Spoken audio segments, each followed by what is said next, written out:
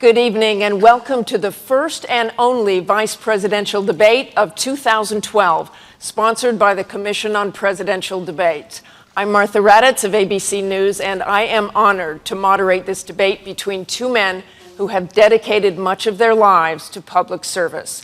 Tonight's debate is divided between domestic and foreign policy issues, and I'm going to move back and forth between foreign and domestic, since that is what a vice president or president would have to do. We will have 9 different segments. At the beginning of each segment, I will ask both candidates a question, and they will each have 2 minutes to answer. Then I will encourage a discussion between the candidates with follow-up questions. By coin toss, it has been determined that Vice President Biden will be first to answer the opening question. We have a wonderful audience here at Centre College tonight. You will no doubt hear their enthusiasm at the end of the debate. And right now, as we welcome Vice President Joe Biden and Congressman Paul Ryan.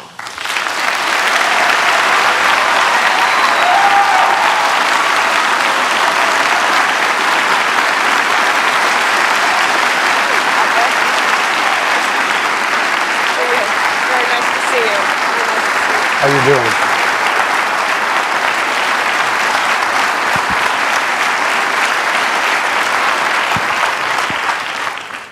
Okay, you got your little wave to the families in. That's great. Good evening, gentlemen. It really is an honor to be here with both of you. I would like to begin with Libya on a rather somber note. 1 month ago tonight, on the anniversary of 9/11, Ambassador Chris Stevens and 3 other brave Americans were killed in a terrorist attack in Benghazi. The State Department has now made clear there were no protesters there. It was a pre-planned assault by heavily armed men. Wasn't this a massive intelligence failure, Vice President Biden? What it was a tragedy, Martha. Chris Stevens was one of our best. We lost 3 other brave Americans, and I can make absolutely 2 commitments to you and all the American people tonight.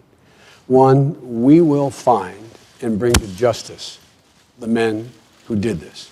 And secondly, we will get to the bottom of it, and wherever the facts lead us, wherever they lead us, we will make clear to the American public, because whatever mistakes are made will not be made again. When you're looking at a president, Martha, it seems to me that you should take a look at his most important responsibility. That's caring for the national security of the country. And the best way to do that is take a look at how he's handled the issues of the day. On Iraq, the president said he would end the war. Governor Romney said that was a tragic mistake. We should have left 30,000. He ended it. Governor Romney said that was a tragic mistake. We should have left 30,000 troops there. With regard to Afghanistan, he said he will end the war in 2014. Governor Romney said we should not set a date, number 1. And number 2, with regard to 2014, it depends. When it came to Osama bin Laden, the president, the first day in office, I was sitting with him in the Oval Office. He called in the CIA and signed an order saying my highest priority is to get bin Laden. Prior to the election, prior to him being sworn in, Governor Romney was asked the question about how he would proceed. He said, I wouldn't move heaven and earth to get bin Laden. He didn't understand it was more than about taking a murderer off the battlefield. It was about restoring America's heart and letting terrorists around the world know, if you do harm to America, we will track you to the gates of hell if need be. And lastly, the President of the United States has led with a steady hand and clear vision. Governor Romney, the opposite. The last thing we need now is another war. Congressman Ryan. We mourn the loss of these 4 Americans who were murdered. When you take a look at what has happened just in the last few weeks, they sent the UN ambassador out to say that this was because of a protest and a YouTube video. It took the president 2 weeks to acknowledge that this was a terrorist attack. He went to the UN, and in his speech at the UN, he said 6 times he talked about the YouTube video. Look, if we are hit by terrorists, we're going to call it for what it is, a terrorist attack. Our ambassador in Paris has a Marine detachment guarding him. Shouldn't we have a Marine detachment guarding our ambassador in Benghazi, a place where we knew that there was an al-Qaeda cell with arms? This is becoming more troubling by the day. They first blamed the YouTube video. Now they're trying to blame the Romney-Ryan ticket for making this an issue. And with respect to Iraq, we had the same position before the withdrawal, which was, we agreed with the Obama administration. Let's have a status of forces agreement to make sure that we secure our gains. The vice president was put in charge of those negotiations by President Obama, and they failed to get the agreement. We don't have a status of forces agreement because they failed to get one. That's what we were talking about. Now, when it comes to our veterans, we owe them a great debt of gratitude for what they've done for us, including your son, Bo. Thank you. But we also want to make sure that we don't lose the things we fought so hard to get. And with respect to Afghanistan, the 2014 deadline, we agree with the 2014 transition. But what we also want to do is make sure that we're not projecting weakness abroad. And that's what's happening here. This Benghazi issue would be a tragedy in and of itself, but unfortunately, it's indicative of a broader problem. And that is what we are watching on our TV screens is the unraveling of the Obama foreign policy, which is making the world more chaotic and us less safe. I just want to talk to you about right in the middle of the crisis. Governor Romney, and you're talking about this again tonight, talked about the weakness, talked about apologies from the Obama administration. Was that really appropriate right in the middle of the crisis? On that same day, the Obama administration had the exact same position. Let's recall that they disavowed their own statement that they had put out earlier in the day in Cairo. So we had the same position, but it's never too early to speak out for our values. We should have spoken out right away when the Green Revolution was up and starting, when the mullahs in Iran were attacking their people. We should not have called Bashar Assad a reformer when he was turning his Russian-provided guns on his own people. We should always stand up for peace, for democracy, for individual rights. And we should not be imposing these devastating defense cuts, because what that does, when we equivocate on our values, when we show that we're cutting our own defense, it makes us more weak. It projects weakness, and when we look weak, our adversaries are much more willing to test us. They're more brazen in their attacks, and our allies are less willing to trust us. With all due respect, that's a bunch of malarkey.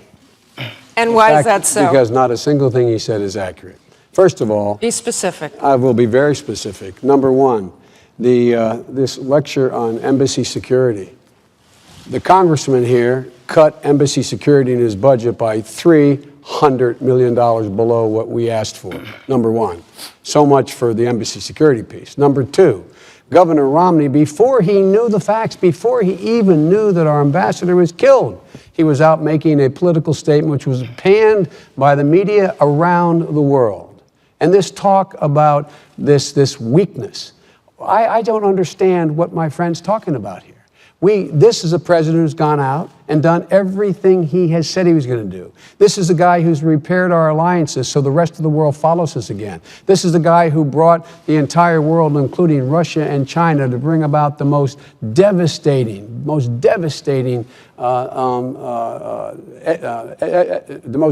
efforts on Iran to make sure that they, in fact, stop with their... Look, I mean, these guys bet against America all the time. Can we talk about... Let me go back to sure. Libya. What were you first told about the attack?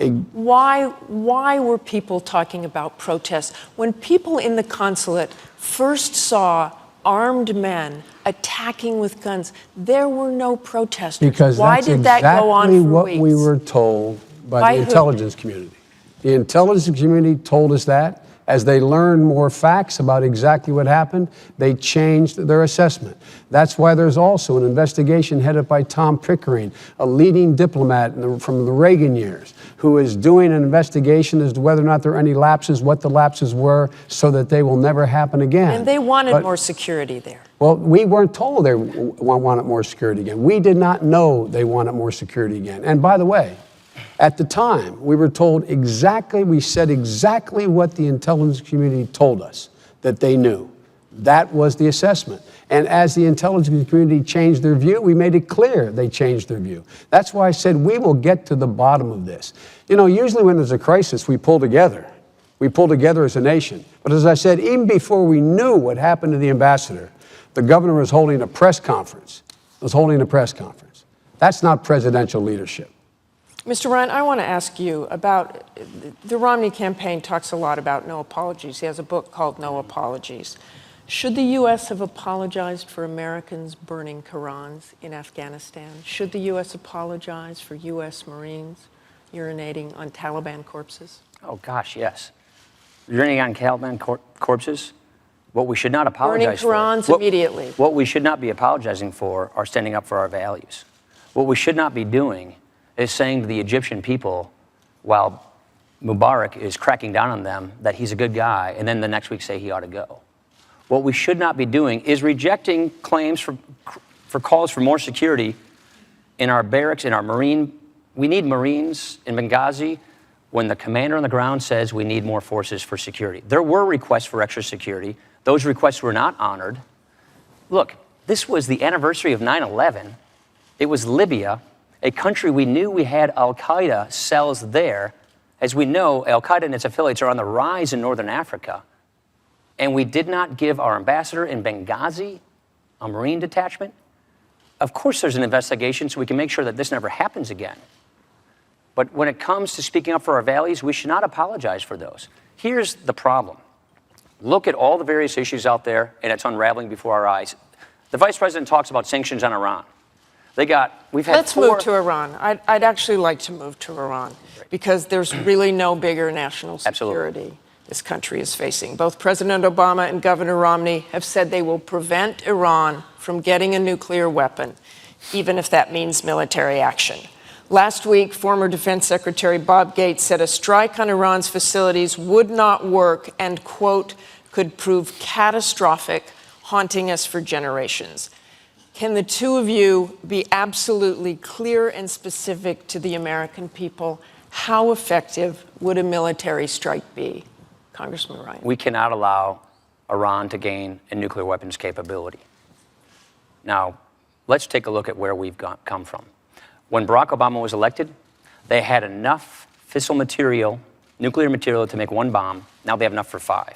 They're racing toward a nuclear weapon. They're 4 years closer toward a nuclear weapons capability.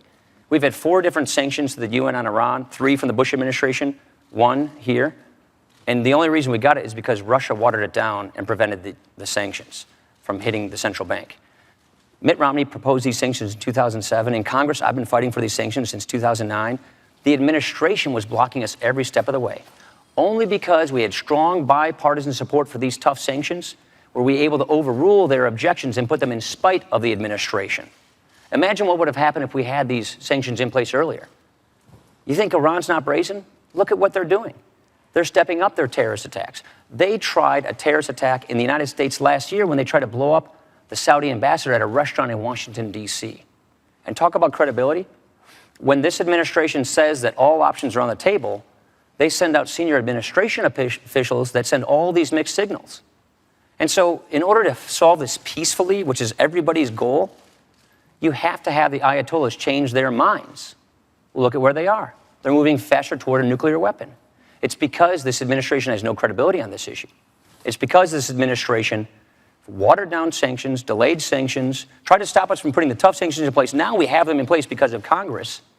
They say the military option's on the table, but it's not being viewed as credible. And the key is to do this peacefully, is to make sure that we have credibility. Under a Romney administration, we will have credibility on this issue. Vice President Biden. It's incredible. Look, imagine had we let the Republican Congress work out the sanctions. You think there's any possibility the entire world would have joined us? Russia and China, all of our allies. These are the most crippling sanctions in the history of sanctions, period. When Governor Romney's asked about it, he said, we got to keep these sanctions. When you say, well, you're talking about doing more, what you're going to go to war? Is that what you want to do now? We want to prevent war. The interesting thing is how they're going to prevent war. How are they going to prevent war if they say there's nothing more that they say we should do than what we've already done, number one. And number two, with regard to the ability of the United States to take action militarily, it is not in my purview to talk about classified information, but we feel quite confident we could deal a serious blow to the Iranians. But number two, the Iranians are, the Israelis and the United States, our military and intelligence communities are absolutely the same exact place in terms of how close the Iranians are to getting a nuclear weapon. They are a good way away. There is no difference between our view and theirs. When my friend talks about fissile material, they have to take this highly enriched uranium, get it from 20% up, then they have to be able to have something to put it in. There is no weapon that the Iranians have at this point. Both the Israelis and we know will know if they start the process of building a weapon. So all this bluster I keep hearing, all this loose talk, what are they talking about? Are you talking about to be more credible? What more can the president do? Stand before the United Nations, tell the whole world, directly communicate to the Ayatollah, we will not let them acquire a nuclear weapon, period, unless he's talking about going to war. Martha, let's Congressman look at this from the view of the Ayatollahs. What do they see? They see this administration trying to water down sanctions in Congress for over 2 years. They're moving faster toward a nuclear weapon. They're spinning the centrifuges faster. They see us saying when we come into the administration, when they're sworn in, we need more space with our ally Israel. They see President Obama in New York City the same day Bibi Netanyahu is, and he's, instead of meeting with him, goes on a daily talk show. They see when we say that these options are on the table, the Secretary of Defense walked them back. They are not changing their mind. That's what we have to do, is change their mind so they stop pursuing nuclear weapons, and they're going faster. How do you do it so quickly? Look, you both saw Benjamin Netanyahu hold up that picture of a bomb with a red line and talking about the red line being in spring. So can you solve this? If the Romney-Ryan ticket is elected, can you solve this in 2 months before spring and avoid nuclear? We can debate the timeline. We can debate the timeline, whether it's that short a time or longer. I agree that it's probably longer. Number two, it's all about credibility. You don't agree with that bomb and what the Israelis might do. Look, we both. Vice President I don't want to Biden. go into classified stuff, but we both agree that to do this peacefully, you got to get them to change their minds. They're not changing their minds. And look at what this administration what do does. you do Let me tell you what the Ayatollah You have sees. to have the Ayatollah credibility. sees his economy being crippled. The Ayatollah sees that there are 50% fewer exports of oil. He sees the currency going into the tank. He sees the economy going into free fall. And he sees the world for the first time totally united in opposition to him getting a nuclear weapon. Now, with regard to Bibi, who's been my friend for 39 years, the president has met with Bibi a dozen times. He's spoken to Bibi Netanyahu as much as he's spoken to anybody. The idea that we're not, just before he went to the UN, I was in a conference call with the president, with him talking to Bibi for well over an hour in stark relief and detail about what was going on. This is a bunch of stuff. Look, here's the deal. What does that mean, a bunch of stuff? Well, it means it's simply inaccurate. It's Irish. It is. We Irish call it malarkey. Thanks for the translation. We Irish call it malarkey. But last thing, the Secretary of Defense has made it absolutely clear. He didn't walk anything back. We will not allow the Iranians to get a nuclear weapon. What Bibi held up there was when they get to the point where they can enrich uranium enough to put into a weapon. They don't have a weapon to put it into. Let's all calm down a little bit here. Iran is more isolated today than when we took office. It was on the ascendancy when we took office. It is totally isolated. I don't know what world these guys are in. Thank heavens we have these sanctions in place. It's in spite of their opposition. Oh, God. They've given 20 waivers to this sanction. And all I have to point to are the results. They're 4 years closer toward a nuclear weapon. I think that case speaks for itself. Can you tell the American By the way, people they're- what's no, no, worse, they are not another 4 war years in the Middle closer East? to a Of course nuclear they are. weapon. They're closer to being able to get enough fissile material to put in a weapon if they had a weapon. You're acting a little bit like they don't want one, though. Oh, I didn't say, no, I'm not saying that. Let's facts matter, Martha. You're a foreign policy expert. Facts matter.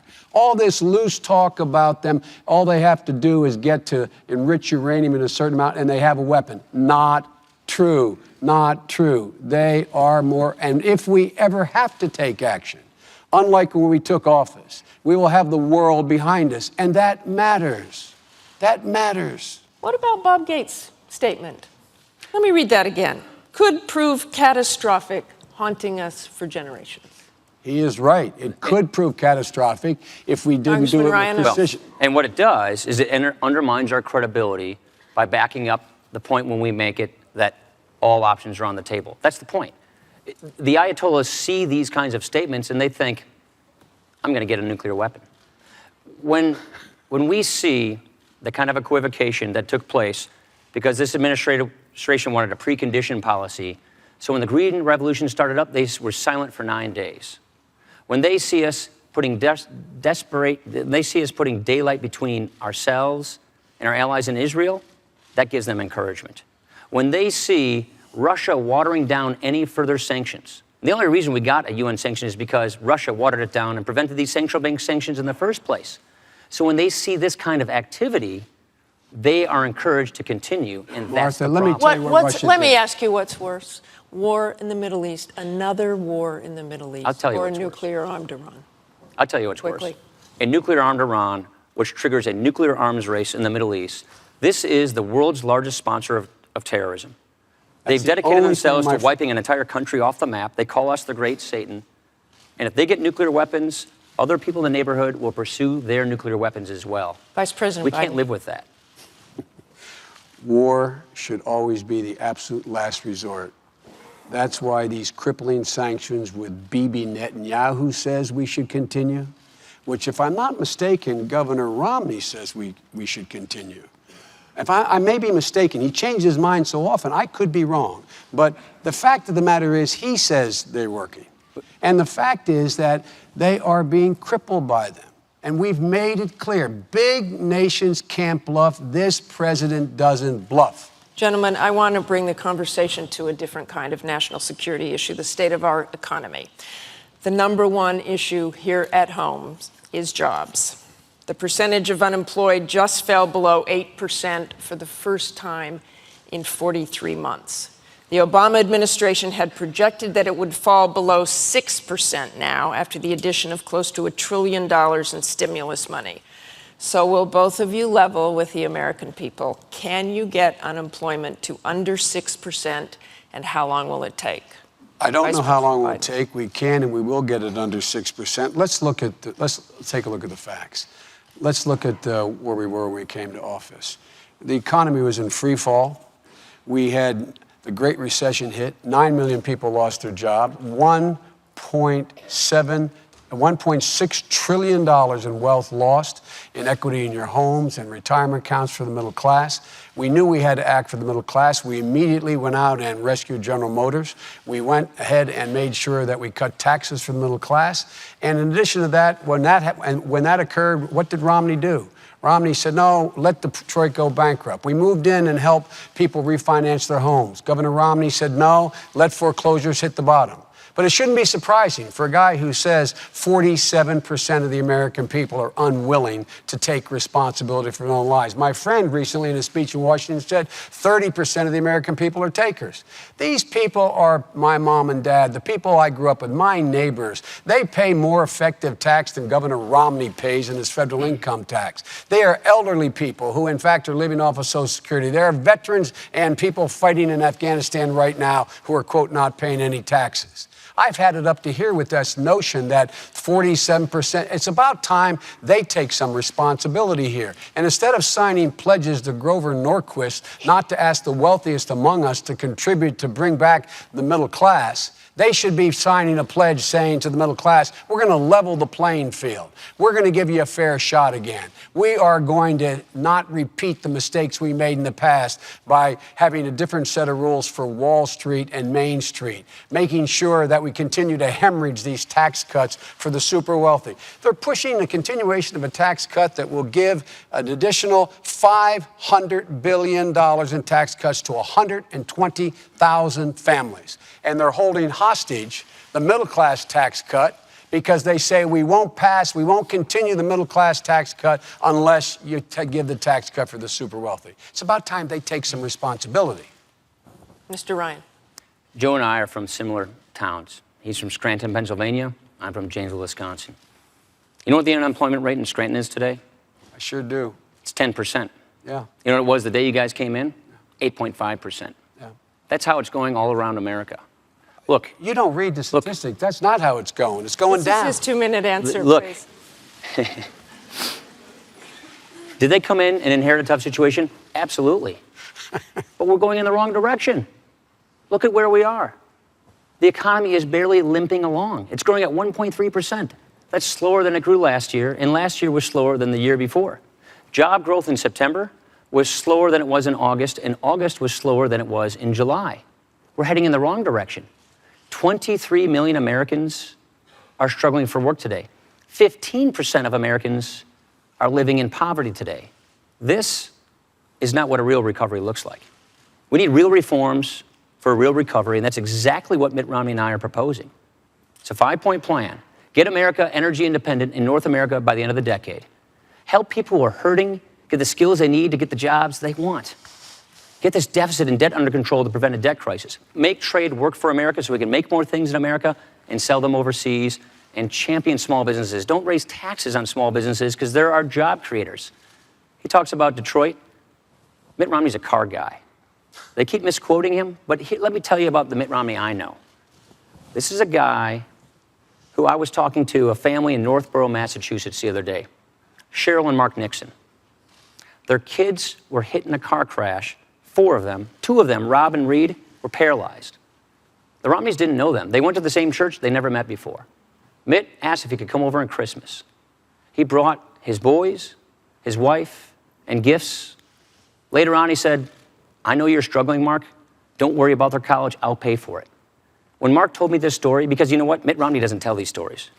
The Nixons told this story. When he told me this story, he said it wasn't the help, the cash help, it's that he gave his time, and he has consistently. This is a man who gave 30% of his income to charity, more than the 2 of us combined. Mitt Romney's a good man. He cares about 100% of Americans in this country. And with respect to that quote, I think the vice president very well knows that sometimes the words don't come out of your mouth the right way. But I always say what I mean. And We so does want Romney. everybody to succeed. We want to get people out of poverty, in the middle class, onto a life of self-sufficiency. We believe in opportunity and upward mobility. That's what we're going to push for in a Romney administration. Vice President, I have a feeling you have a few things to say here. The idea, if you heard that little soliloquy on 47%, you think he just made a mistake, then I think I think I got a bridge to sell you. Look, I don't doubt his personal generosity, and I understand what it's like. When I was a little younger than the congressman, my wife was in an accident, killed my daughter and my wife, and my 2 sons survived. I have sat in the homes of many people who have gone through what I get through, because the one thing you can give people solace is to know, if they know you've been through it, that they can make it. So I don't doubt his personal commitment to individuals. But you know what? I know he had no commitment to the automobile industry. He said, let it go bankrupt, period. Let it drop out. All this talk, we saved 1 million jobs. 200,000 people are working today. And I've never met 2 guys who are more down on America across the board. We're told everything's going badly. 5.2 million new jobs, private sector jobs. We need more, but 5.2 million. If they'd get out of the way, and let us pass the tax cut for the middle class, make it permanent. If they get out of the way and pass the jobs bill, if they get out of the way and let us allow 14 million people who are struggling to stay in their homes because their mortgages are upside down, but they never missed a mortgage payment, just get out of the way. Stop talking about how you care about people. Show me something. Show me a policy. Show me a policy where you take responsibility. And by the way, they talk about this great recession. If it fell out of the sky, like, oh my goodness, where did it come from? It came from this man voting to put 2 wars in a credit card, to at the same time put a prescription drug benefit in the credit card, a $1 trillion tax cut for very wealthy. I was there. I voted against them. I said, no, we can't afford that. And now all of a sudden these guys are so seized with the concern about the debt that they created. Congressman Ryan. Let's not forget that they came in with one-party control. When Barack Obama was elected, his party controlled everything. They had the ability to do everything of their choosing, and look at where we are right now. They passed the stimulus. The idea that we could borrow $831 billion, spend it on all these special interest groups, and that it would work out just fine. That unemployment would never get to 8%. It went up above 8% for 43 months. They said that right now, if we just passed this stimulus, the economy would grow at 4%.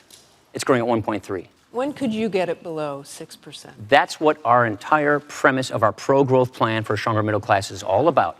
Getting the economy growing at 4%, creating 12 million jobs over the next 4 years. Look at just the $90 billion in stimulus. And the vice president was in charge of overseeing this. $90 billion in green pork to campaign contributors and special interest groups. There are, just at the Department of Energy, over 100 criminal investigations that have been launched into just how stimulus funds are being spent. Martha, look, his colleague runs an investigative committee, spent months and months and months going into this. This is the Inspector General. Months and months. They found no evidence of cronyism. And I love my friend here. I'm not allowed to show letters, but go on our website. He sent me 2 letters saying, by the way, can you send me some stimulus money for companies here in the state of Wisconsin? We sent millions of dollars. You know why he said You did ask for stimulus money, Sure he correct? did. By the way, on 2 occasions, we advocated for constituents who are applying for grants. That's what we do. We do that for all constituents who are applying. I love that. I love that. This is such a bad program, and he writes me a letter saying, writes the Department of Energy a letter saying, the reason we need this stimulus, it will create growth and jobs. His words. And now he's sitting here looking at me. And by the way, that program, again, investigated. What the Congress said was it was a model. Less than 0.4% waste or fraud in the program. And all this talk about cronyism. They investigated, did not find one single piece of evidence. I wish he would just be a little more candid. Was it a good idea to spend taxpayer dollars on electric cars in Finland or on windmills in China? Look, was it a good idea to borrow all this money from countries like China and spend it on all these various different interest groups? Let me tell you, it was a good idea. It was a good idea. Moody's and others said that this was exactly what we needed. It stopped us from going off the cliff. It set the conditions to be able to grow again. We have, in fact, 4% of those green jobs didn't go under. Went under, it didn't work. It's a better batting average than investment bankers have. They have about a 40% right loss. Where are the 5 million green jobs that were being I want to move on here to Medicare and entitlements. I think we've gone over this quite enough. And by the way, any letter you send me, I'll entertain. I appreciate that, Joe. Let's talk about Medicare and entitlements. Both Medicare and Social Security are going broke and taking a larger share of the budget in the process. Will benefits for Americans under these programs have to change for the programs to survive, Mr. Ryan? Absolutely. Medicare and Social Security going bankrupt. These are indisputable facts. Look, when I look at these programs, we've all had tragedies in our lives. I think about what they've done for my own family. My mom and I had my grandmother move in with us who was facing Alzheimer's. Medicare was there for her, just like it's there for my mom right now, who's a Florida senior. After my dad died, my mom and I got Social Security survivors benefits. Helped me pay for college. It helped her go back to college in her 50s, where she started a small business because of the new skills she got. She paid all of her taxes on the promise that these programs would be there for her. We will honor this promise. And the best way to do it is reform it for my generation. You see, if you reform these programs for my generation, people 54 and below, you can guarantee they don't change for people in or near retirement, which is precisely what Mitt Romney and I are proposing. Look what Obamacare does. Obamacare takes $716 billion from Medicare to spend on Obamacare. Even their own chief actuary at Medicare backs this up. He says you can't spend the same dollar twice. You can't claim that this money goes to Medicare and Obamacare. And then they put this new Obamacare board in charge of cutting Medicare each and every year in ways that will lead to denied care for current seniors. This board, by the way, it's 15 people. The president's supposed to appoint them next year, and not one of them even has to have medical training. And Social Security, if we don't shore up Social Security, when we run out of the IOUs, when the program goes bankrupt, a 25% across-the-board benefit cut kicks in on current seniors in the middle of their retirement. We're going to stop that from happening. They haven't put a credible solution on the table. He'll tell you about vouchers. He'll say all these things to try and scare people. Here's what we're saying. Give younger people, when they become Medicare eligible, guaranteed coverage options that you can't be denied, including traditional Medicare. Choose your plan, and then Medicare subsidizes your premiums. Not as much for the wealthy people, more coverage for middle-income people, and total out-of-pocket coverage for the poor and the sick. Choice and competition. We would rather have 50 million future seniors determine how their Medicare is delivered to them instead of 15 bureaucrats deciding what, if, where, when they get it. Vice President Biden, 2 You know, I minutes. heard that death panel argument from Sarah Palin. It seems every vice presidential debate I hear this kind of stuff about panels. But let's talk about Medicare. What we did is we saved $716 billion and put it back, applied it to Medicare. We cut the cost of Medicare. We stopped overpaying insurance companies, doctors and hospitals. The AMA supported what we did. AARP endorsed what we did. And it extended the life of Medicare to 2024. They want to wipe this all out. It also gave more benefits. Any senior out there, ask yourself, do you have more benefits today? You do. If you're near the donut hole, you have $800, $600 more to help your prescription drug costs. You get wellness visits without copays. They wipe all of this out, and Medicare becomes insolvent in 2016. Number one. Number two, guaranteed benefit. It's a voucher. When they first proposed, when the congressman had his first voucher program, the CBO said it would cost $6,400 a year, Martha, more for every senior 55 and below when they got there. He knew that, yet he got all the guys in Congress and women in the Republican Party to vote for it. Governor Romney, knowing that, said, I would sign it were I there. Who you believe? The AMA? Me? A guy who's fought his whole life for this, or somebody who would actually put in motion a plan that knowingly added $6,400 a year more to the cost of Medicare. Now they got a new plan.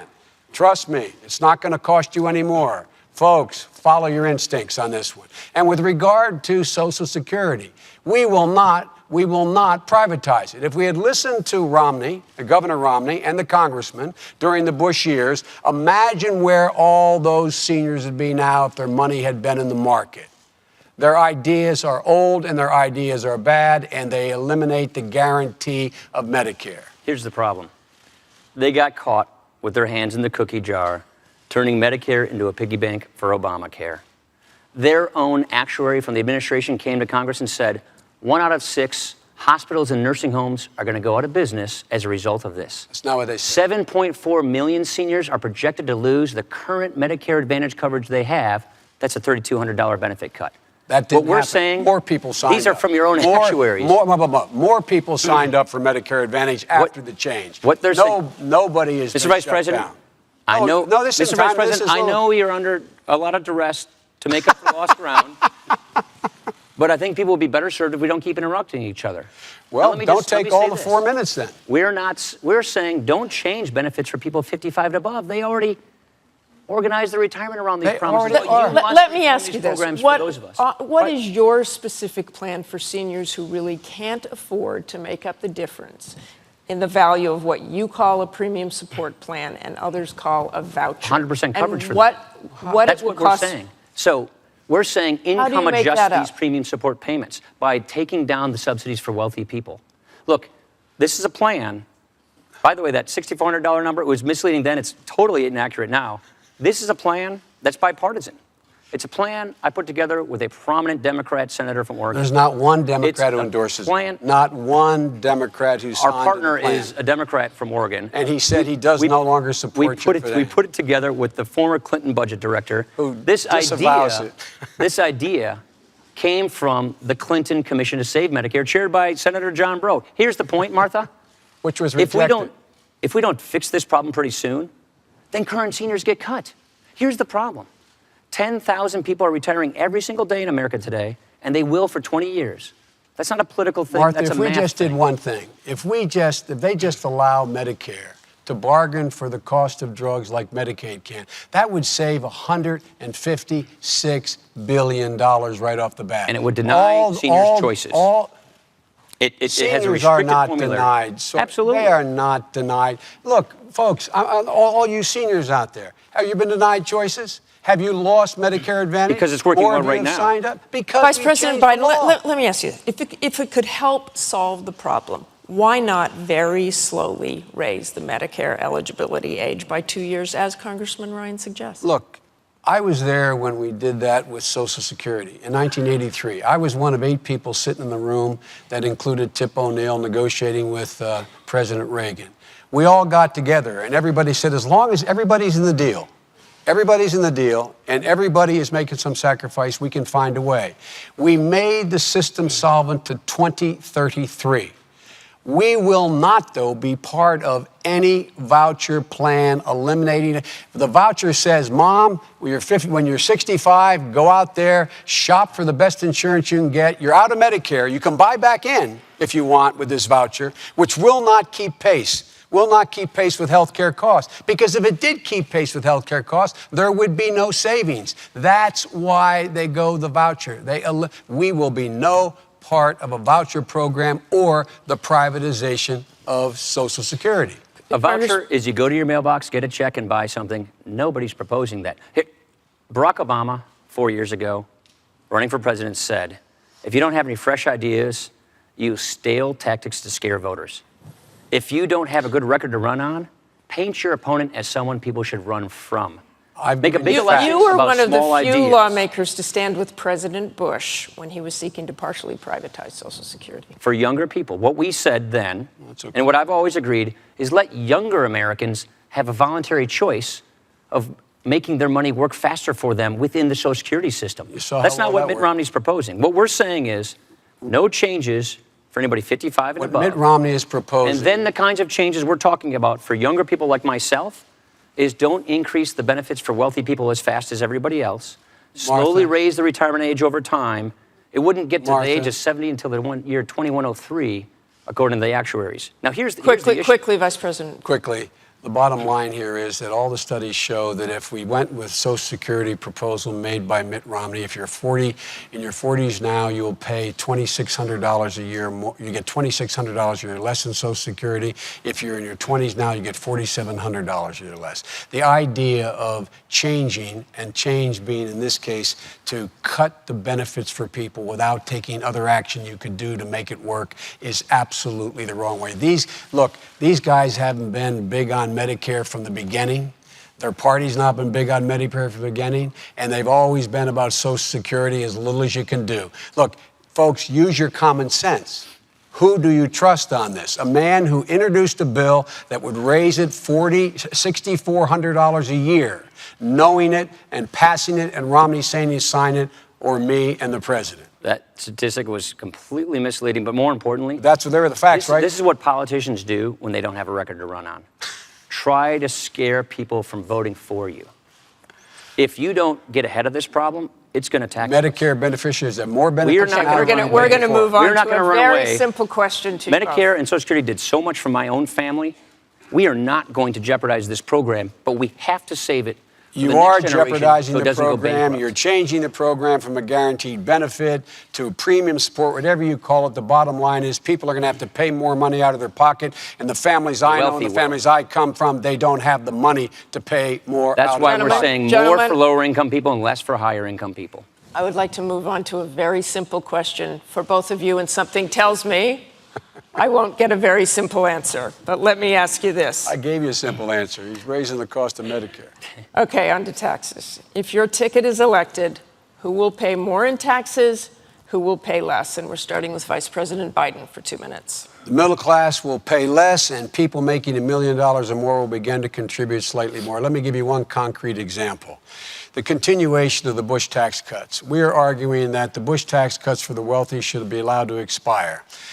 Of the Bush tax cuts for the wealthy, $800 billion of that goes to people making a minimum of $1 million.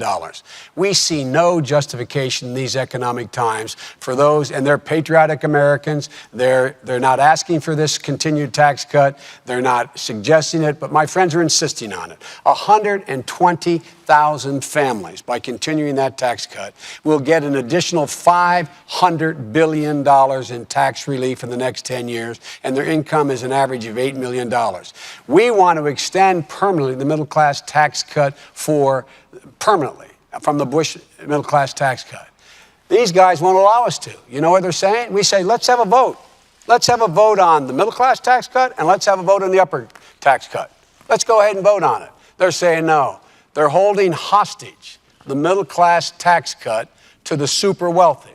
And on top of that, they got another tax cut coming. That's $5 trillion that all the studies point out will, in fact, give another $250 million, $250,000 a year to those 120,000 families, and raise taxes for people who are middle income with a child by $2,000 a year. This is unconscionable. There is no need for this. The middle class got knocked on their heels. The Great Recession crushed them. They need some help now. The last people who need help are 120,000 families for another $500 billion tax cut over the next 10 years. Congressman. Our entire premise of these tax reform plans is to grow the economy and create jobs. It's a plan that's estimated to create 7 million jobs. Now, we think that government taking 28% of a family and business's income is enough. President Obama thinks that the government ought to be able to take as much as 44.8% of a small business's income. Look, if you taxed every person in successful small business making over $250,000 at 100%, it only run the government for 98 days. If everybody who paid income taxes last year, including successful small businesses, doubled their income taxes this year, we'd still have a $300 billion deficit. You see, there aren't enough rich people and small businesses to tax to pay for all their spending. And so the next time you hear them say, don't worry about it, we'll get a few wealthy people to pay their fair share, watch out, middle class, the tax bill is coming to you. That's why we're saying we need fundamental tax reform. Let's take a look at it this way. 8 out of 10 businesses, they file their taxes as individuals, not as corporations. And where I come from, overseas, which is Lake Superior, the Canadians, they drop their tax rates to 15%. The average tax rate on businesses in the industrialized world is 25%, and the president wants the top effective tax rate on successful small businesses to go above 40%. 2/3 of our jobs come from small businesses. This one tax would actually tax about 53% of small business income. It's expected to cost us 710,000 jobs. And you know what? It doesn't even pay for 10% of their proposed deficit spending increases. What we are saying is lower tax rates across the board and close loopholes primarily to the higher income people. We have 3 bottom lines. Don't raise the deficit, don't raise taxes on the middle class, and don't lower the share of income that is borne by the high income earners. He'll keep saying this $5 trillion plan, I suppose. It's been discredited by 6 other studies, and even their own deputy campaign manager acknowledged that it wasn't correct. Well, let's talk about this 20%. You have refused, and again, to offer specifics on how you pay for that 20% across the board tax cut. Do you actually have the specifics, or are you still working on it, and that's why you won't tell voters? Different than this administration, we actually want to have big bipartisan agreements. You see, I understand Do you that have the specifics? Do you have the math? You know exactly what you're doing? Look at what Ronald Reagan and Tip O'Neill did. They worked together out of a framework to lower tax rates and broaden the base, and they worked together to fix that. What we're saying is, here's our framework. Lower tax rates 20%. We raise about $1.2 trillion through income taxes. We forego about $1.1 trillion in loopholes and deductions.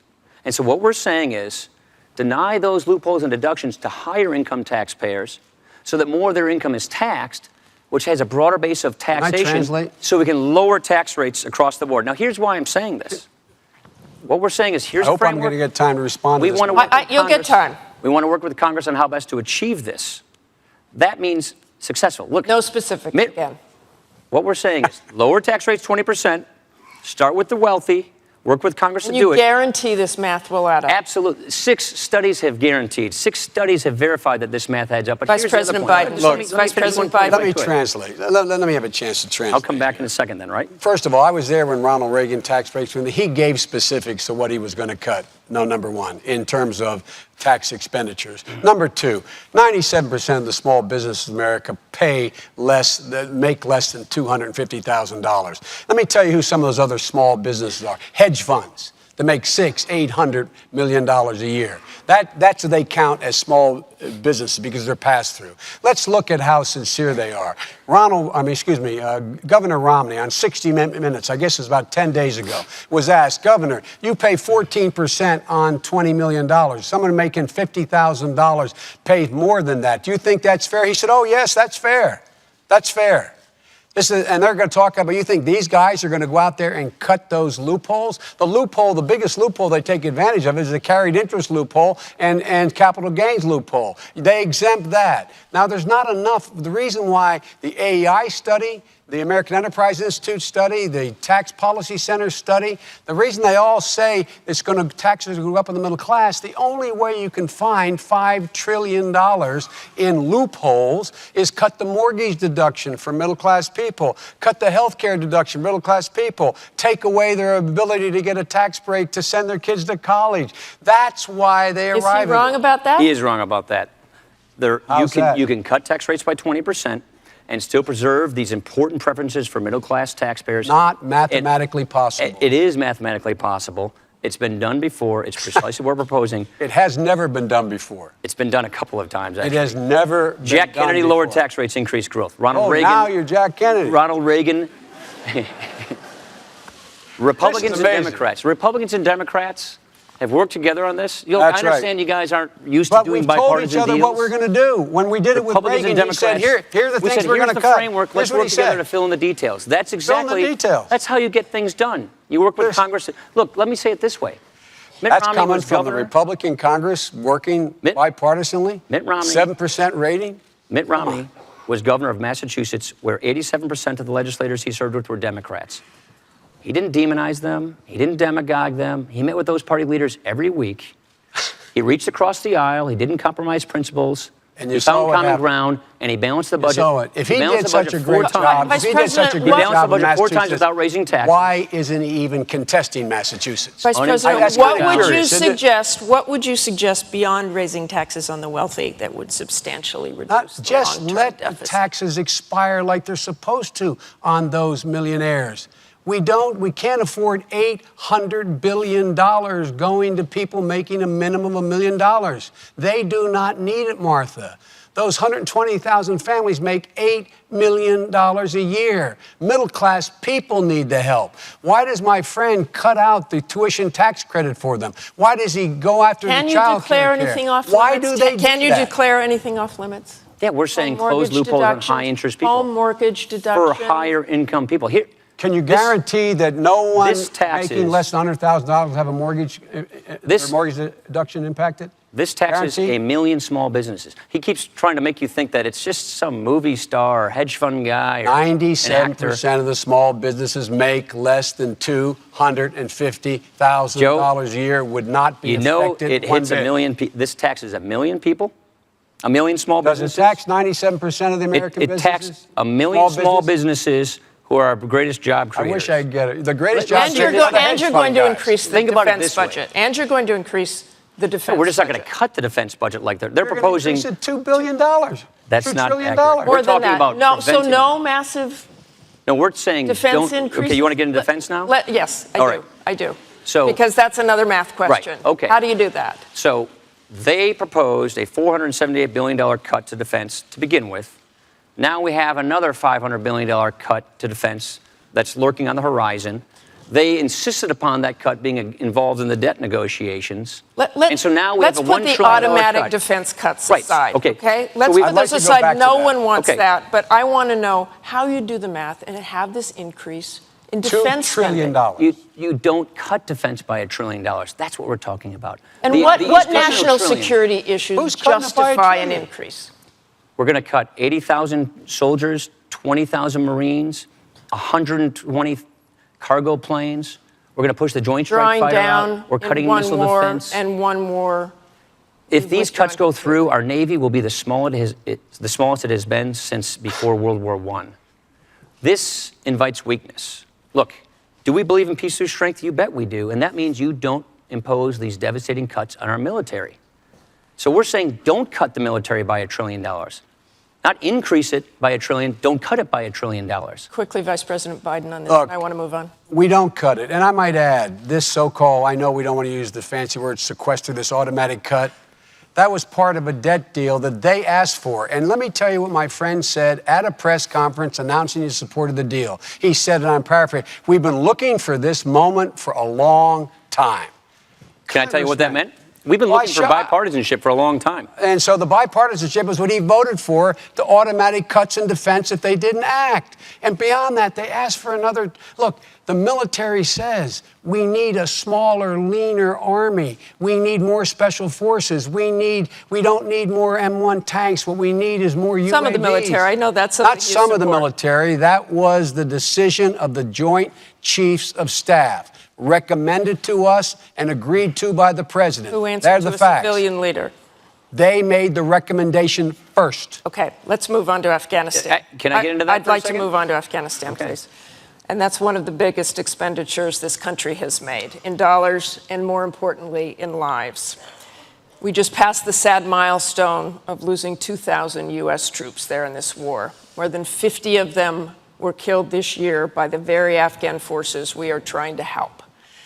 Now, we've reached the recruiting goal for Afghan forces. We've degraded al-Qaeda.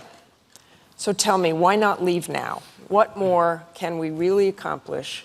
Is it worth more American lives? We don't want to lose the gains we've gotten. We want to make sure that the Taliban does not come back in and give al-Qaeda a safe haven. We agree with the administration on their 2014 transition. Look, when I think about Afghanistan, I think about the incredible job that our troops have done. You've been there more than the two of us combined. First time I was there in 2002, it was amazing to me what they were facing. When I went to the Arghandab Valley in Kandahar before the surge, I sat down with a young private in the 82nd from the Menominee Indian Reservation who would tell me what he did every day, and I was in awe.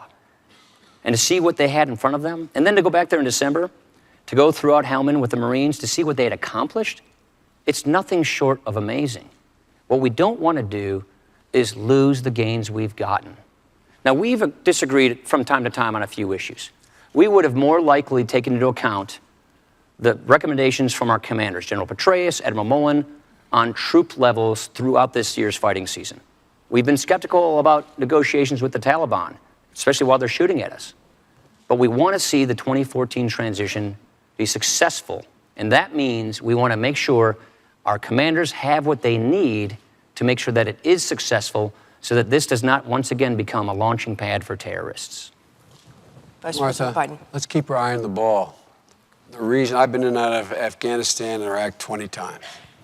I've been up in the Konar Valley. I've been throughout that whole country, mostly in a helicopter and sometimes in a vehicle.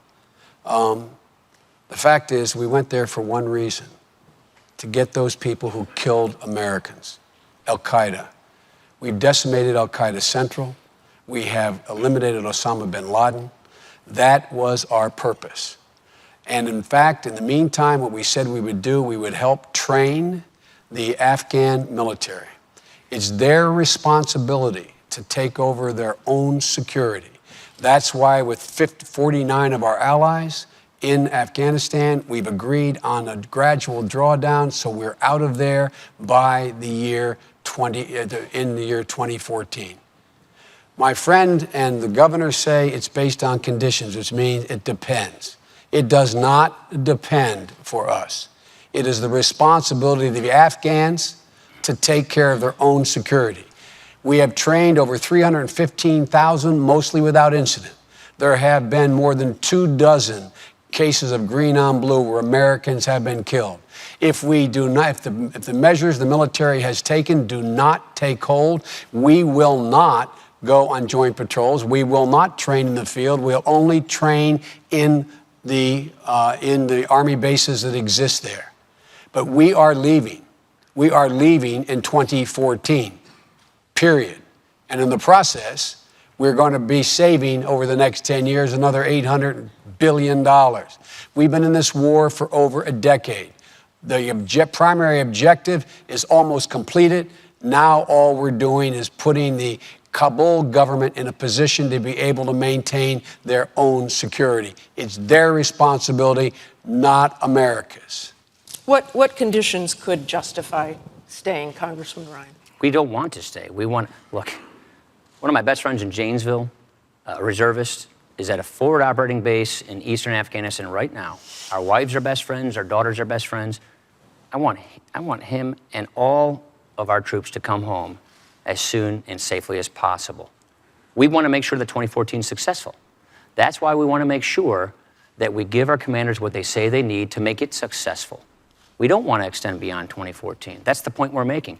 You know, if it was just this, I feel like we would be able to call this a success, but it's not.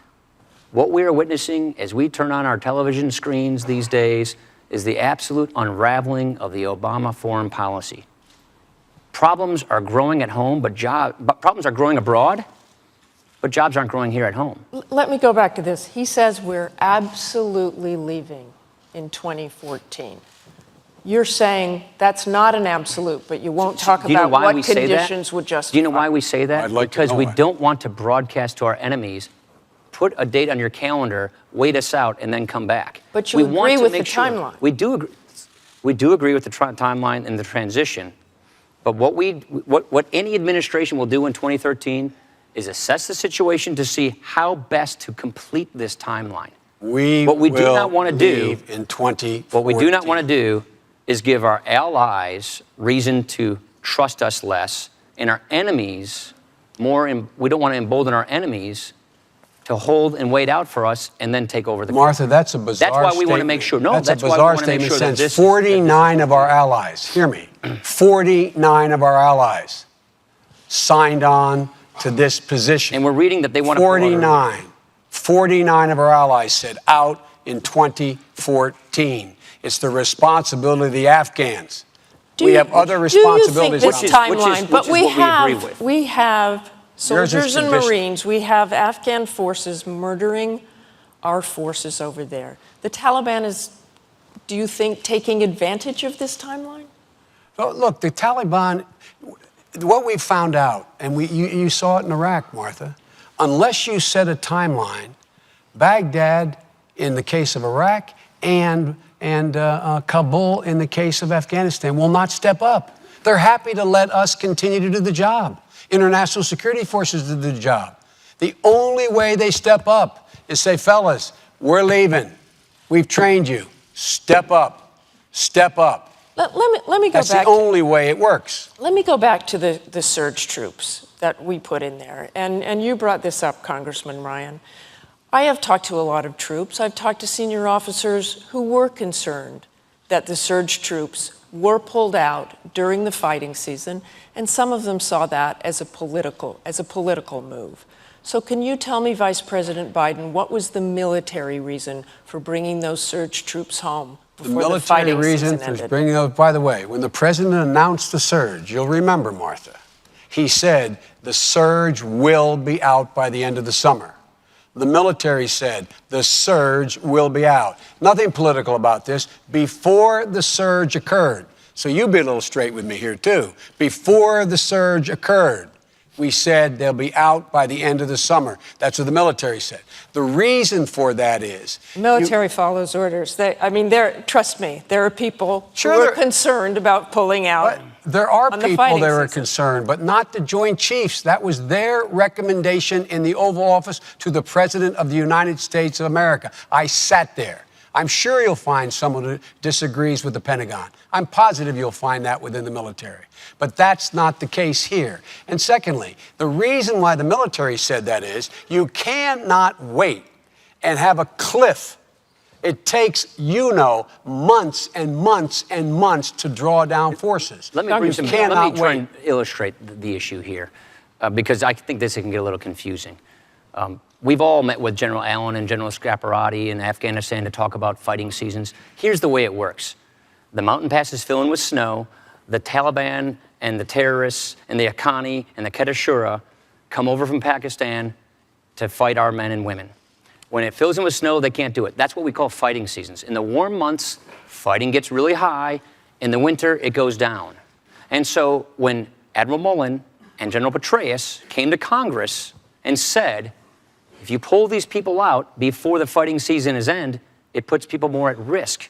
That's the problem. Yes, we drew 22,000 troops down last month, but the remaining troops that are there, who still have the same mission to prosecute counterinsurgency, are doing it with fewer people. That makes them less safe. We're sending fewer people out in all these hotspots to do the same job that they were supposed to do a month ago. Because we but we took turned it 22,000 over- people out for them to do over it. to the Afghan troops we trained. No one got pulled out that didn't get filled in by trained Afghan personnel. And he's conflating two issues. The fighting season that Petraeus was talking about and Admiral Mullen was the fighting season this spring. That's what he was talking about. We did not pull them out. The calendar works the same every year. It does work the same every year. And we're Spring, not staying summer, there. fall. It's warm or it's not. They're still fighting us. They're still coming over the passes.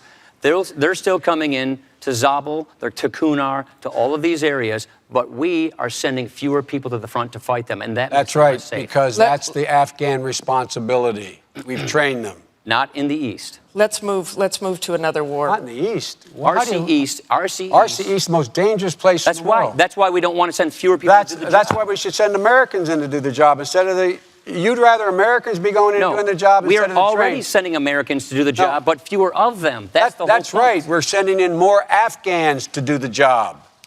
Afghans to do the job.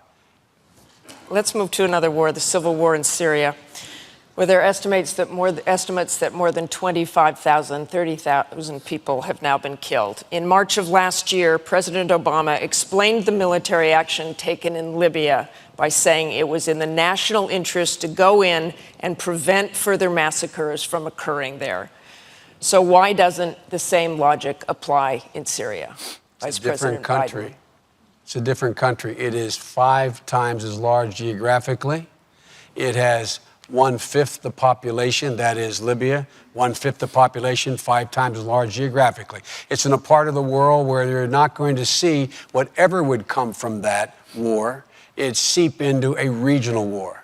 You are in a country that is heavily populated in the midst of the most dangerous area in the world. And in fact, if in fact it blows up and the wrong people gain control, it's going to have impact on the entire region, causing potentially regional wars. We are working hand and glove with the Turks, with the Jordanians, with the Saudis, and with all the people in the region, attempting to identify the people who deserve the help so that when Assad goes, and he will go, there will be a legitimate government that follows on, not an al-Qaeda-sponsored government that follows on.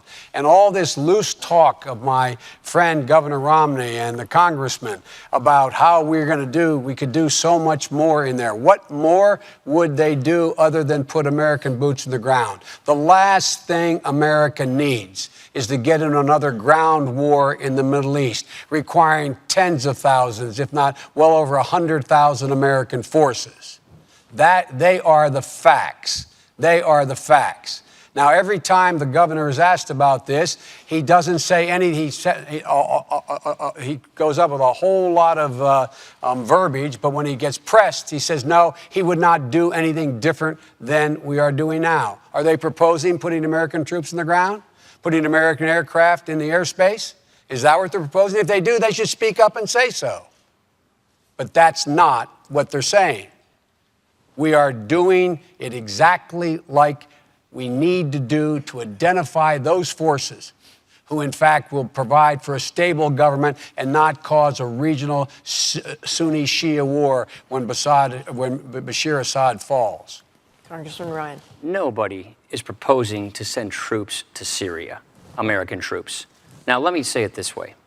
How would we do things differently? We wouldn't refer to Bashar Assad as a reformer when he's killing his own civilians with his Russian-provided weapons. We wouldn't be outsourcing our foreign policy to the United Nations, giving Vladimir Putin veto power over our efforts to try and deal with this issue. He's vetoed 3 of them. Hillary Clinton went to Russia to try and convince them not to do so. They thwarted her efforts. She said they were on the wrong side of history. She was right about that. This is just one more example of how the Russia reset's not working. And so where are we? After international pressure mounted, then President Obama said Bashar Assad should go. It's been over a year. The man has slaughtered tens of thousands of his own people, and more foreign fighters are spilling into this country. So the longer this has gone on, the more groups like al-Qaeda are going in. We could have more easily identified the Free Syrian Army, the freedom fighters, working with our allies, the Turks, the Qataris, the Saudis, had we had a better plan in place to begin with, working through our allies. But no, we waited for Kofi Annan to try and come up with an agreement through the UN. That bought Bashar Assad time. We gave Russia veto power over our efforts through the UN, and meanwhile, about 30,000 Syrians are dead. What would my friend do differently? If you notice, he never answers the question. No, we would not be going through the UN on all of these things. You don't go through the UN. We are in the process now and have been for months in making sure that help, humanitarian aid, as well as other aid and training is getting to those forces that we believe, the Turks believe, the Jordanians believe, the Saudis believe are the free forces inside of Syria. That is underway. Our allies were all on the same page, NATO as well as our Arab allies, in terms of trying to get a settlement. That was their idea. We're the ones that said enough. With regard to the reset not working, the fact of the matter is that Russia has a different interest in Syria than we do, and that's not in our interest. What happens if Assad does not fall? Congressman Ryan, what happens to the region? What happens if he hangs on? What happens if he does? Then Iran keeps their greatest ally in the region. He's a sponsor of terrorism. He'll probably continue slaughtering his people. We and the world community will lose our credibility on this. Look, he mentioned the reset. So what would Romney Ryan do about that credibility? Well, we agree with the same red line, actually, they do on chemical weapons, but not putting American troops in other than to secure those chemical weapons. They're right about that. But what we should have done earlier is work with those freedom fighters, those dissidents in Syria. We should not have called Bashar Assad a reformer. And we should not have waited for Russia to give us the green light. We should not have waited for Russia to give us the green light at the UN to do something about it. They're still arming the man. Iran is flying flights over Iraq. And the opposition is being armed. To help Bashar Assad. And by the way, if we had the status of forces agreement that the vice president said he would bet his vice presidency on in Iraq, we probably would have been able to prevent that. But he failed to achieve that as well. Again, let me ask you quickly, what's your criteria for intervention? Yeah. In Syria? Worldwide. What is in the national interest of the American people? How about what is in the humanitarian national interest? Security of the American people? It's got to be in the strategic national interests of our country. No humanitarian.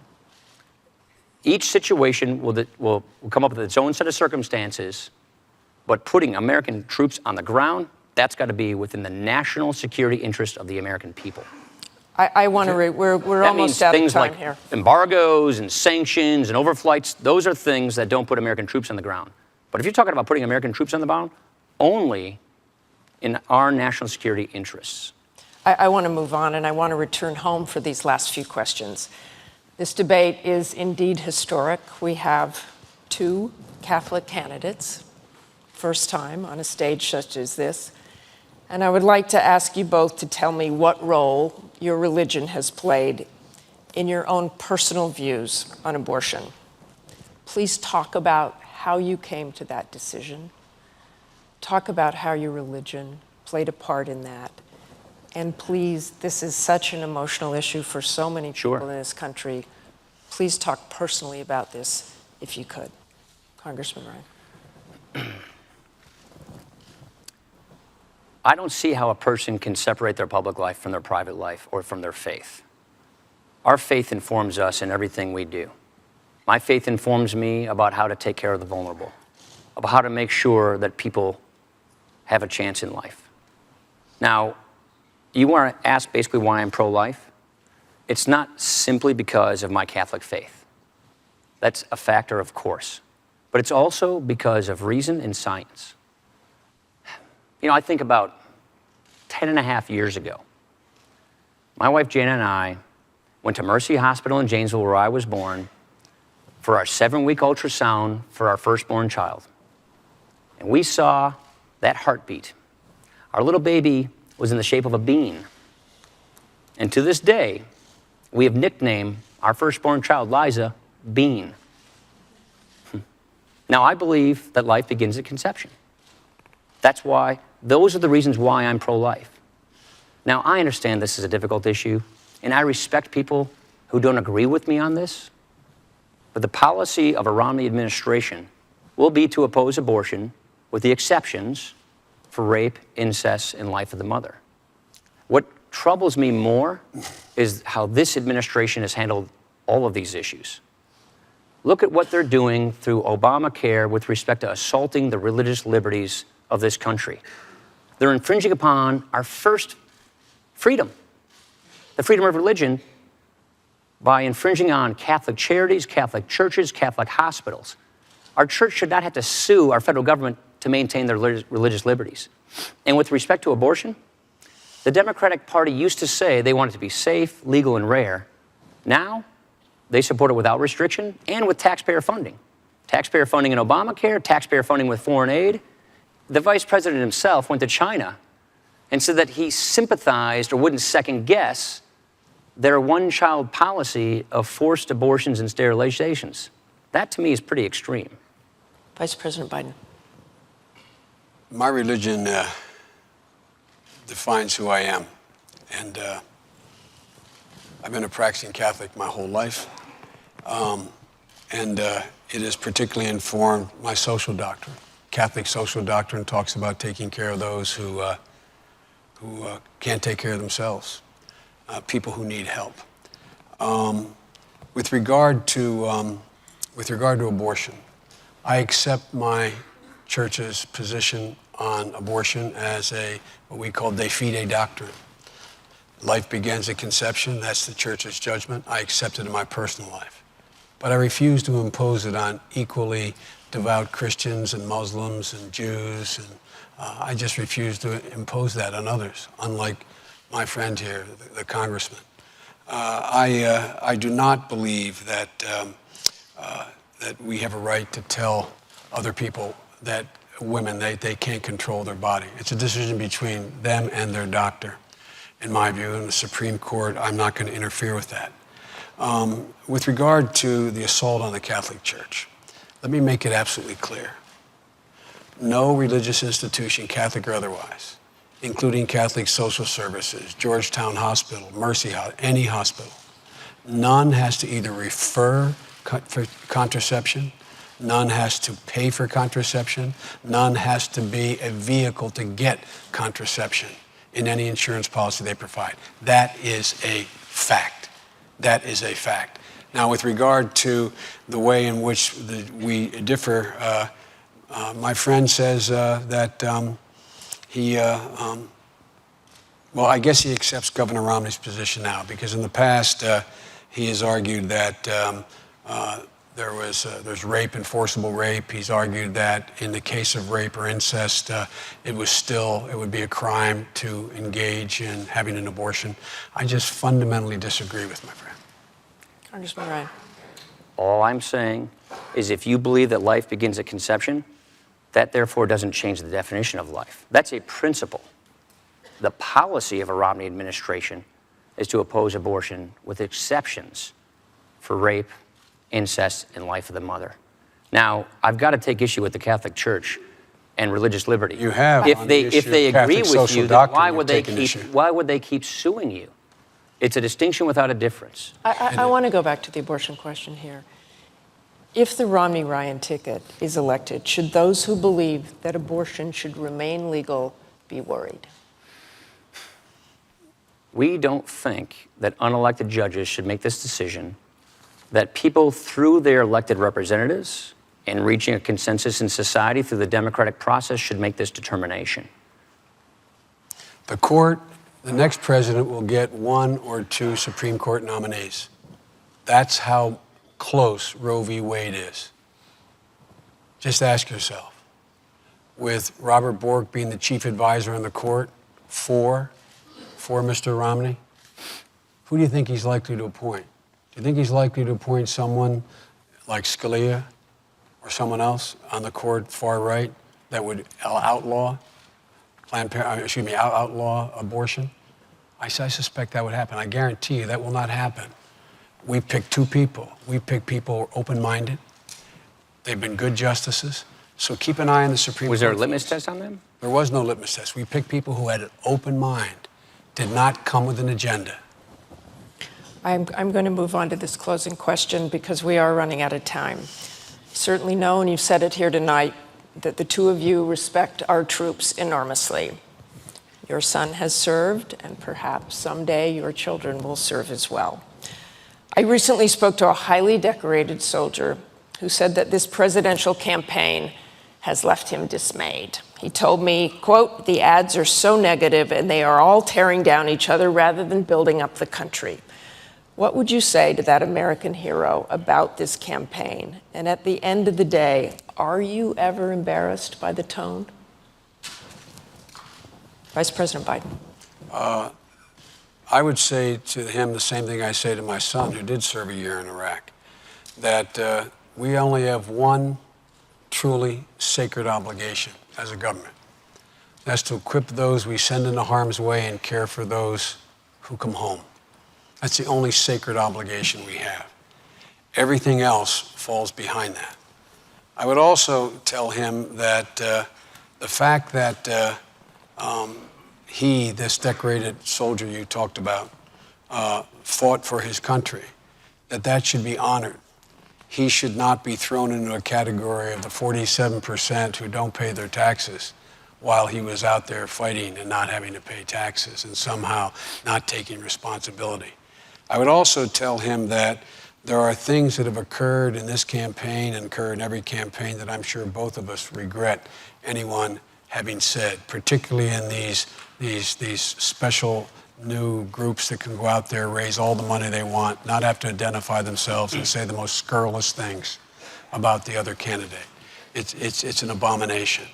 But the bottom line here is I'd ask that hero you referenced to take a look at whether or not Governor Romney or President Obama has the conviction to help lift up the middle class, restore them to where they were before this great recession hit and they got wiped out, or whether or not he's going to continue to focus on taking care of only the very wealthy, not asking them to pay any part of the deal to bring back the middle class, the economy of this country. I would ask him to take a look at whether the President of the United States has acted wisely in the use of force, and whether or not the slipshod comments being made by my friend or by Governor Romney serve our interests very well. But there are things that have been said in campaigns that I find not very appealing. Congressman Ryan. First of all, I'd thank him to his service to our country.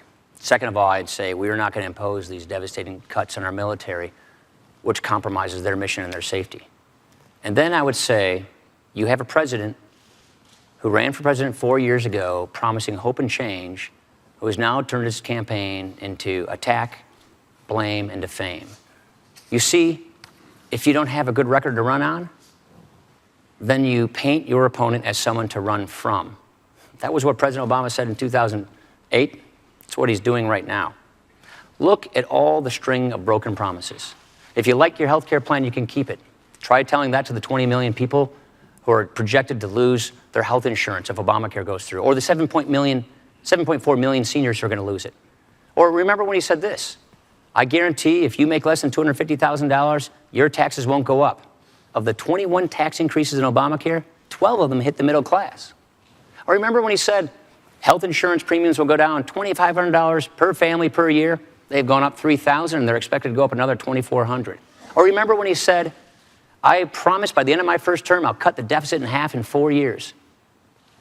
We've had 4 budgets, $4 trillion deficits. A debt crisis is coming. We can't keep spending and borrowing like this. We can't keep spending money we don't have. Leaders run to problems to fix problems. President Obama has not even put a credible plan on the table in any of his 4 years to deal with this debt crisis. I passed 2 budgets to deal with this. Mitt Romney's put ideas on the table. We've got to tackle this debt crisis before it tackles us. The president likes to say he has a plan. He gave a speech. We asked his budget office, can we see the plan? They sent us to the press secretary. He gave us a copy of the speech. We asked the Congressional Budget Office, tell us what President Obama's plan is to prevent a debt crisis.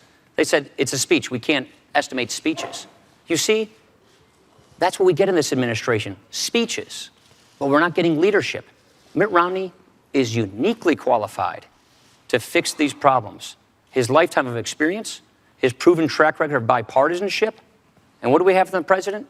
He broke his big promise to bring people together to solve the country's biggest problems. And what I would tell him is we don't have to settle for this. We can do better than this. I hope I'll get equal time. You will get just a few minutes here, a few seconds, really. The two budgets the Congress has introduced have eviscerated all the things that the middle class cares about. It will knock 19 million people off of Medicare. It will kick 200,000 children off of early education. It will eliminate the tax credit people have to be able to send their children to college. It cuts education by $450 billion. It does virtually nothing except continue to increase the tax cuts for the very wealthy.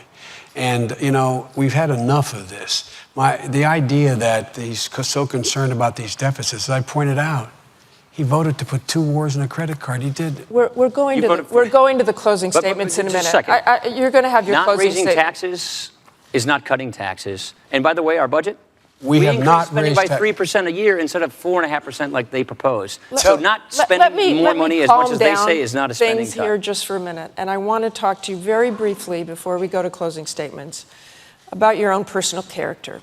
If you were elected, what could you both give to this country as a man, as a human being, that no one else could? Honesty. Well, no one else could. There are plenty of fine people who could lead this country. But what you need are people who, when they say they're going to do something, they go do it. What you need are when people see problems, they offer solutions to fix those problems. We're not getting that. Look, we can grow this economy faster. That's what our 5-point plan for a stronger middle class is all about. It's about getting 12 million jobs, higher take-home pay, getting people out of poverty into the middle class. That means going with proven pro-growth policies that we know work to get people back to work, putting ideas on the table, working with Democrats. That actually works sometimes. Vice President, and then could we get to done. that issue of what you could bring as a man, a human being? And I really am going to keep you to about 15 seconds here. Well, he gets 40, I get 15. He didn't have okay. 40. He That's didn't all right. have 40. Now, let me tell you, my record stands for itself. I never say anything I don't mean. Everybody knows whatever I say, I do. And my whole life has been devoted to leveling the playing field for middle-class people, giving them an even break, treating Main Street and Wall Street the same, holding them the same responsibility. Look at my record.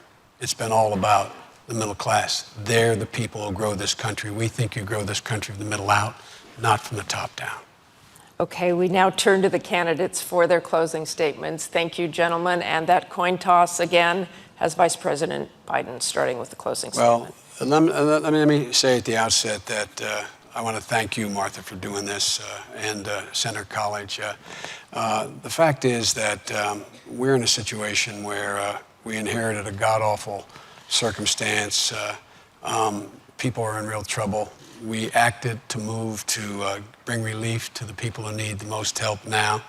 And in the process, we, in case you haven't noticed, we have strong disagreements, but you probably detected my frustration with their attitude about the American people. My friend says that 30% of the American people are takers. Romney points out 47% of the people won't take responsibility. He's talking about my mother and father. He's talking about the places I grew up in, my neighbors in Scranton and Claymont. He's talking about the people that built this country. All they're looking for, Martha, all they're looking for is an even shot. Whenever you give them the shot, they've done it. They've done it. Whenever you've leveled the playing field, they've been able to move. And they want a little bit of peace of mind. And the president and I are not going to rest until that playing field is leveled. They, in fact, have a clear shot, and they have peace of mind. Until they can turn to their kid and say with a degree of confidence, honey, it's going to be okay. It's going to be okay. That's what this is all about. Congressman Ryan. I want to thank you as well, Martha, Danville, Kentucky, Senator College, and I want to thank you, Joe. It's been an honor to engage in this critical debate. We face a very big choice. What kind of country are we going to be? What kind of country are we going to give our kids? President Obama, he had his chance. He made his choices. His economic agenda, more spending, more borrowing, higher taxes, a government takeover of health care, it's not working. It's failed to create the jobs we need. 23 million Americans are struggling for work today. 15% of Americans are in poverty. This is not what a real recovery looks like. You deserve better. Mitt Romney and I want to earn your support. We're offering real reforms for a real recovery for every American. Mitt Romney, his experience, his ideas, his solutions, is uniquely qualified to get this job done. At a time when we have a jobs crisis in America, wouldn't it be nice to have a job creator in the White House? The choice is clear. A stagnant economy that promotes more government dependency, or a dynamic, growing economy that promotes opportunity and jobs. Mitt Romney and I will not duck the tough issues.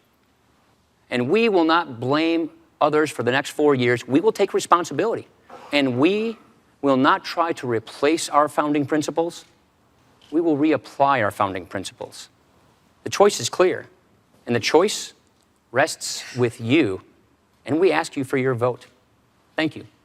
And thank you both again. Thank you very much. This concludes the vice presidential debate. Please tune in next Tuesday for the second presidential debate at Hofstra University in New York. I'm Martha Raddatz of ABC News. I do hope all of you go to the polls. Have a good evening.